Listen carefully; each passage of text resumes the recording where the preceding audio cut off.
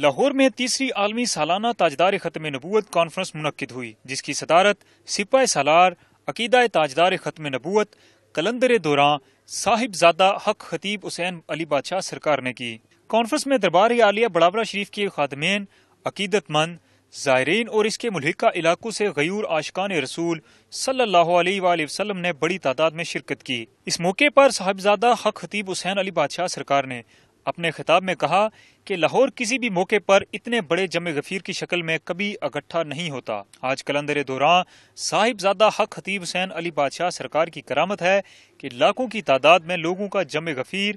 اس بات کا واضح ثبوت ہے کہ یہ کانفرنس لاہور میں منعقد ہونے والی سب سے بڑی محفل اور کانفرنس ہے۔ یہ لاہور وہی شہر ہے جہاں سرکار ویڈیو لنک یعنی اسکائپ کے ذریعے ہر ماہانہ 11ویں شریف پر خصوصی خطاب، دم اور دعا فرماتے ہیں، لیکن آج بذات خود جب سرکار تشریف لے کر آئے تو ان لوگوں کی خوشی کی انتہا نہ رہی۔ آج محبت کے ساتھ لاہور میں نظم و ضبط، عقیدت و محبت اور بھائی چارے کا نظارہ دیکھنے سے تعلق رکھتا ہے۔ محفل کے اختتام پر سرکار نے تمام زائرین کو خصوصی دم فرمایا اور صلاۃ و سلام کے بعد ملک پاکستان کی سلامتی، اسلام کی سربلندی اور افواج پاکستان کے لیے خصوصی دعا کی گئی۔